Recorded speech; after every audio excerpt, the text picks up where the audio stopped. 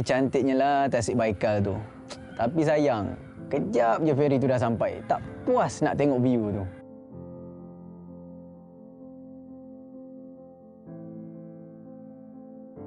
Tengah on the way nak balik ke JT tu, tiba-tiba van lost control. Wah, bahaya. Gesek tayar. Oleng gitu kereta atas jalan. Oh, keluar dari van. Tengok tayar sengit sebelah. Lepas tu tengok bawah. Allah, ada besi cabut bawah. Bila kita dah rosak macam ni memang lambat. Tak tahu bila boleh settle macam ni. Saya dalam fikiran saya memang terlepas lagi lah train nak ke Kazan ni.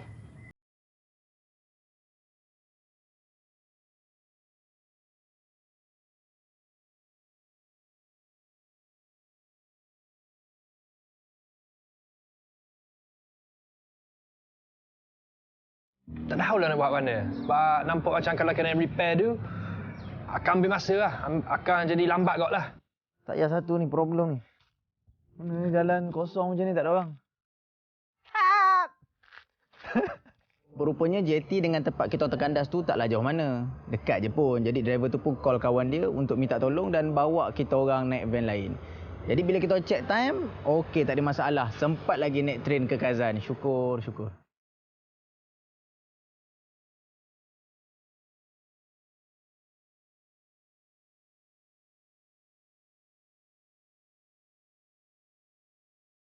Alhamdulillah, memang just nice lah. Memang ngam-ngam time kita orang sampai kat train station tu. Dan pas tu saya teringat, patutlah Mak Dan ni beria sangat nak belajar tulisan Cyrillic ni. Mujur dia Mak Dan, dekat train station ni banyak track kereta api. Kalau kita ni tak reti nak baca notice board tu, tak mana-mana pula kita tunggu kereta api nanti tu.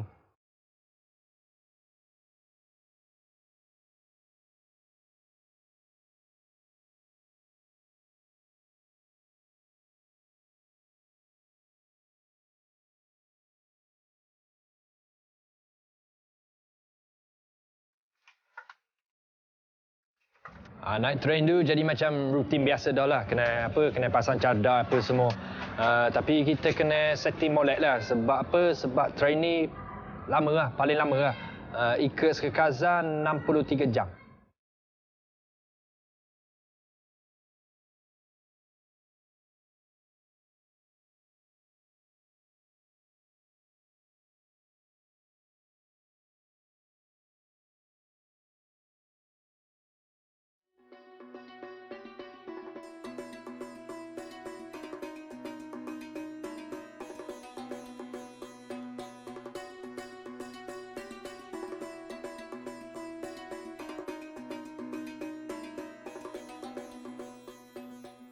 Tiga hari dalam train.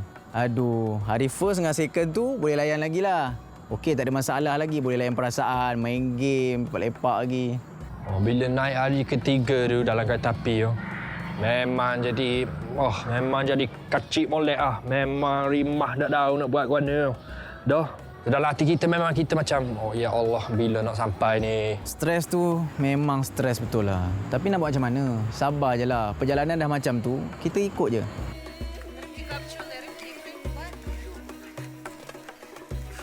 Train berhenti dekat stesen ada juga mocik jual telur rebus. Lepas tu sebab kan kita muak dah nak makan instant noodle more. Lepas tu Amin suka selok boleh beli ikan goreng.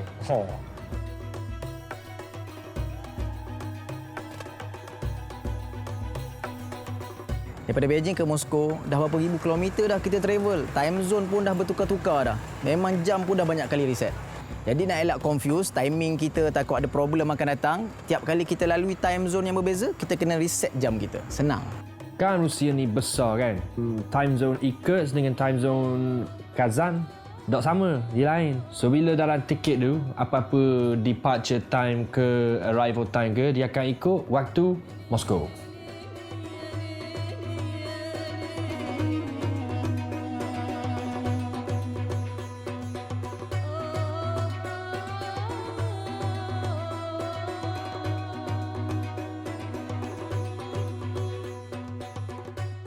Alhamdulillah, Mat. 4 jam jalan tadi, Mat. 4 jam benda pula, 4 hari 4 ya. hari? Dengan tak mandinya, pening kepalanya, gegar apa semua. Tapi aku memang bersyukur sangat kau bawa aku. Yalah, Kazan ni apa tempat apa? Apa ni komuniti Islam paling teramai kat sini kan. Tadi nampak orang pakai tudung apa semua. Ya. Tak, orang kata berbaloi agaklah, jalan jauh-jauh. Memang cantik bandar ni kan. Tu lah, lepas kita keluar train tadi dia punya view dia memang memang best. Masuk hotel, mandi, keluar ke jalan. Ni baru dia. Tu lah. Tu lah, bawah tu ada main kayak-kayak. Kau ada buat duit lebih tak? Main kayak. Aku walaupun baru sampai bandar ni aku suka. Ya. Aku rasa aku boleh duduk sini. Boleh. Cantik. Memang boleh. Memang cantik. Dia punya suasana dia pun Islam.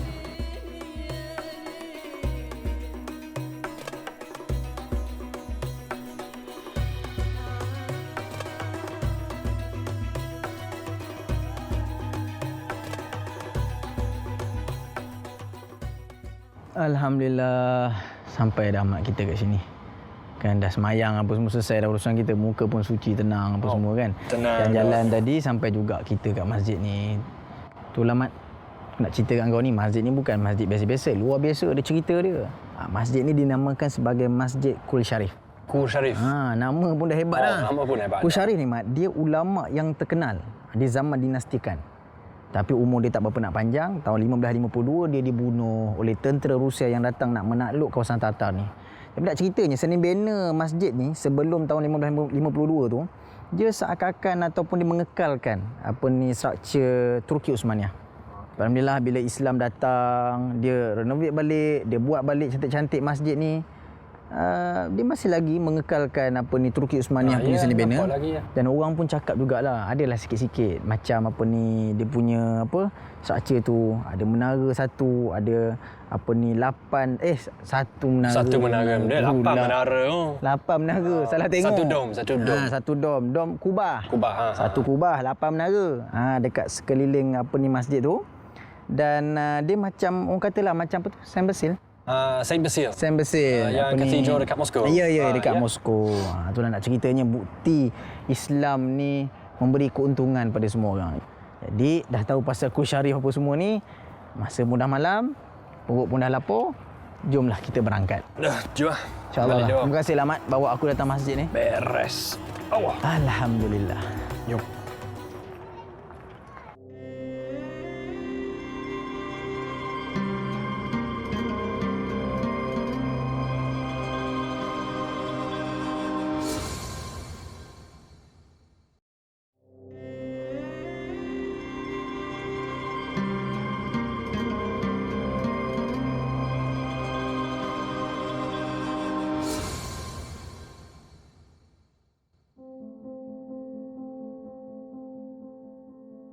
I've always believed in a greater good, a greater being. It's only when I came to Malaysia I realized that Islam is the true way. Immersing myself in Islam has opened my mind and helped keep me on the right path.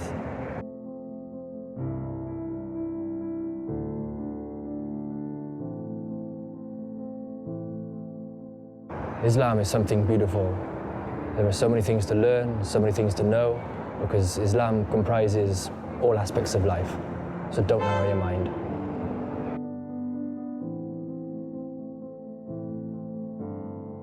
For every start, there's an end. Only our deeds, good or bad, will determine our final destination.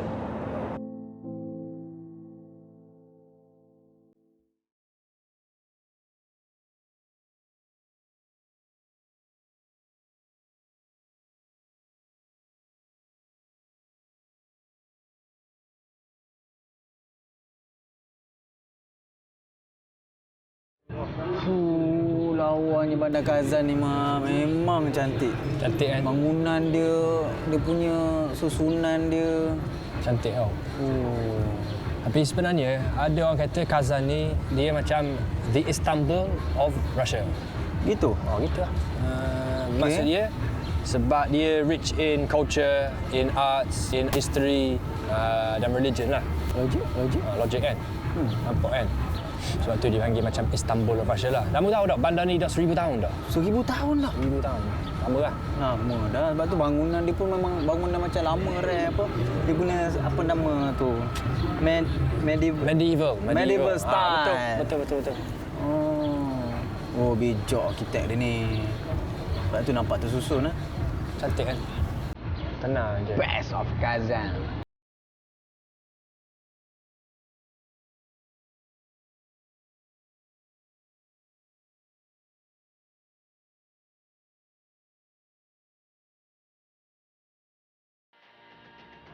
Tapi ni aku tengok muka orang sini. Okey. Tengok orang apa. Dia ada kat muka orang sini ada kat macam lebih ke orang sama dengan orang Mongolia. Mu perasan tak? Maksud tak? Dia tak jauh beza sangat lah. Dia punya betul. shape dia semua. Betul? Aku rasa sebab ni. Sebab kamu ingat masa kita dekat Ulan Bator tu, aku cerita dekat mu pasal Genghis Khan, pasal tentera-tentera dia kan? Yup. Aku ingat. Waktu tu. So sebenarnya orang Mongol tu dengan orang Tatar ni, dia adalah saudara. Oh, kira satu geng lah. Dia macam satu keluarga lah. Macam satu keluarga. Dia keturunan daripada Genghis Khan lah. So kira dia boleh nampak lah. Orang sini muka dia macam lebih kurang lah dengan orang Mongolia.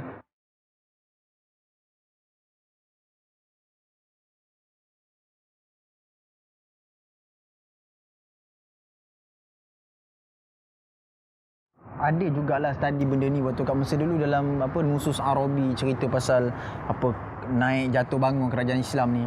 Dia Genghis Khan ni kan dia kuat. Jadi dia satu padukan banyak kaum-kaum waktu tu.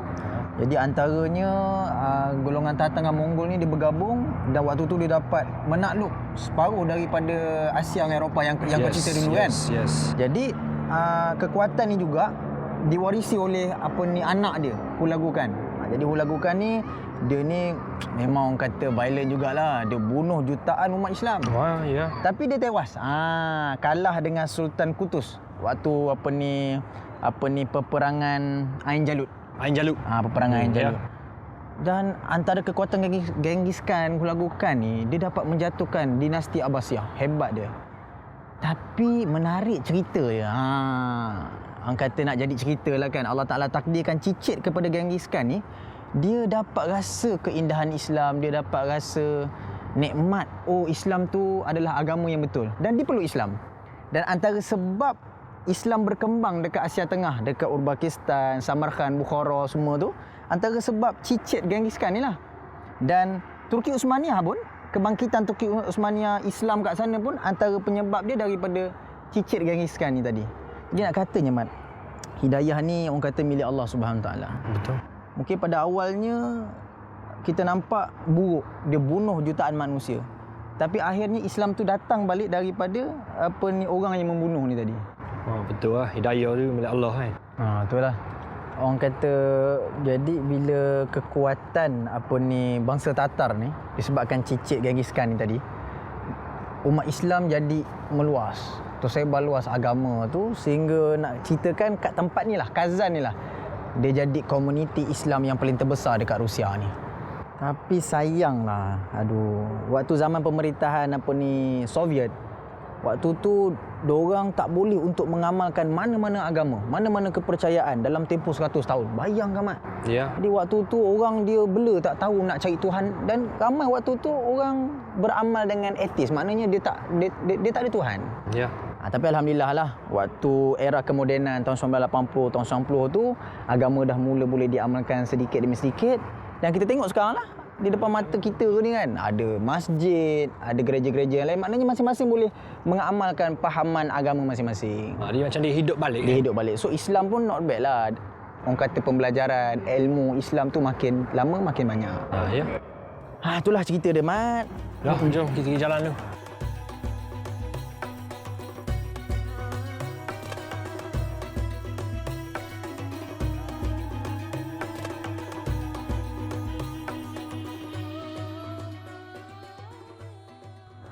Kremlin dekat Kazan ni dia macam fortress tau.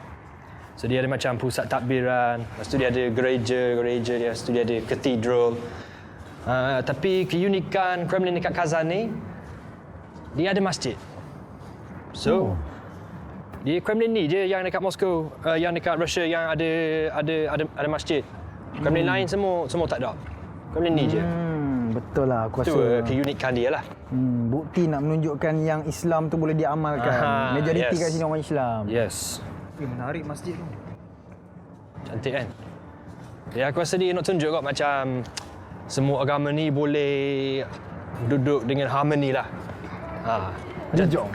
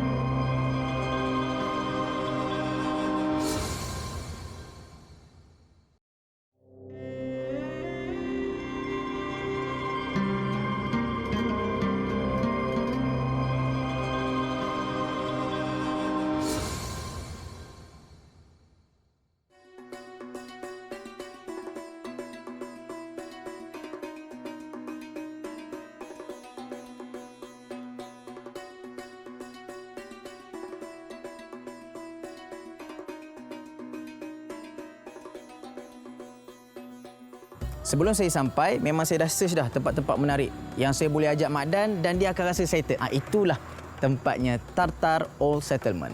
Tempat ni sebenarnya adalah penempatan asal bagi penduduk Muslim yang mana ketika itu di bawah pemerintahan ulama besar. Namanya Kul Sharif. Orang Islam ramai kat sini sebelum daripada Rusia menakluk Tartar. Dan strategiknya tempat ni juga, dia duduk bersebelahan dengan Tasik Low Kaban. Selepas Rusia menakluk Tartar, pada ketika itu rumah ibadat, bangunan-bangunan semua dirobohkan, diruntuhkan habis. Jadi agama pun tak boleh nak diamalkan. Alhamdulillah, selepas daripada Kazan merdeka dan berdaulat, bangunan-bangunan dekat Old Settlement ni dibina kembali dan agama boleh diamalkan seperti biasa. Tempat ni memang best lah, memang menarik untuk kita belajar sejarah dan tengok budaya Tartar ni. Dan kalau kita tengok dekat dinding-dinding dia, kita boleh nampak lukisan-lukisan grafiti yang nak menceritakan tentang kisah suka dan duka Kazan suatu ketika dahulu.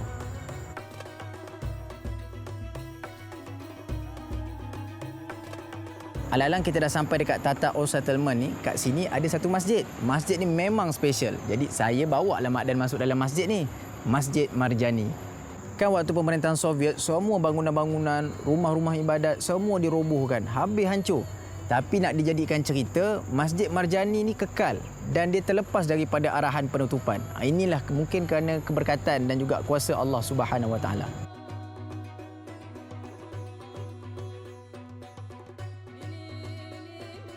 Tapi kat sini dia tak adalah lawang azan kuat-kuat macam tempat kita, walaupun dia ada menara yang besar-besar, cantik-cantik.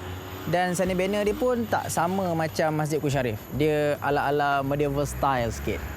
Tapi luas. Ada 2 tingkat, 2 dewan. Untuk orang perempuan pun tak ada masalah. Memang selesa. Ada khas untuk orang perempuan pula.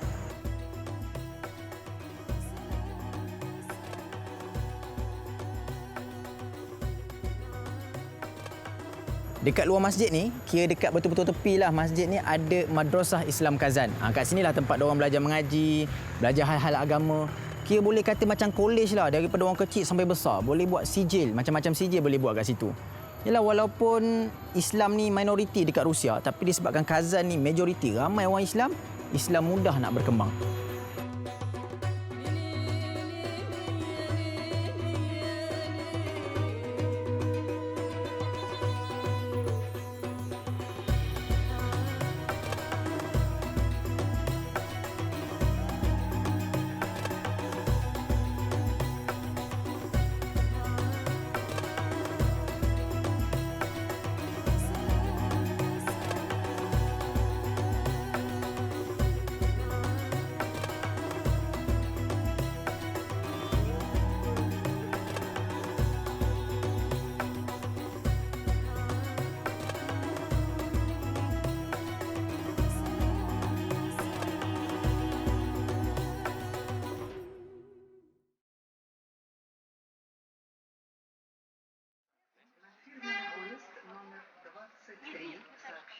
Казань, Москва.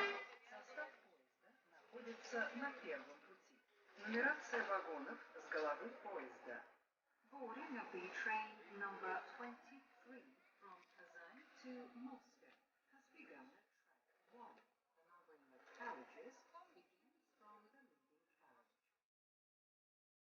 Jadi untuk hari tu memang kita tak ada expect benda pelik-pelik berlaku lah. Tapi bila kita sampai je dekat stand station ni, ya betul. Dah, lepas tu tengok kereta PM dia pelik sangat Dah lah dia panjang dah. Tapi awak ni memang bapok besar. Saya dengan Mak Dan memang tak percaya lah. Jadi saya pun tanya, memang kita naik ni ke? Memang kereta api kita ni? Dah kereta api 2 tingkap. Dekat UK pun nak duduk gitu. Oh, kelas usia engkau.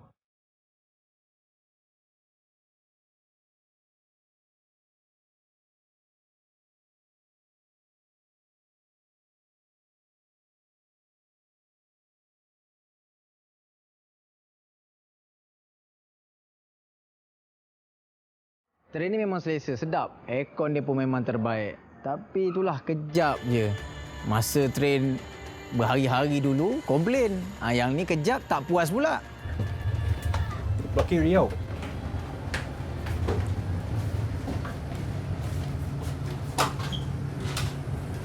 Jadi cantik sunset ni, Ming. Tengok tau. Mana? Tu. Dah malam ah. Di depan tu dia punya pintu tu lain sikit. Tengok. Cantik jugalah, tak ada macam yang Cina lah, Mongolia. Oh. Tu tengok ni. Ha? Oh, tengok. Bijak ni.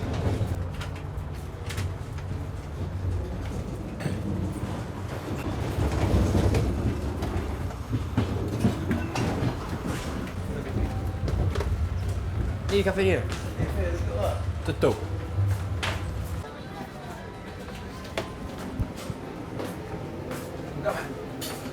Buka. Dah dari Kazan ke Moskow tu 12 jam je. Bunyi 12 jam je. Sebab apa? Sebab kita dah biasa dah naik kereta api dah berhari-hari lah.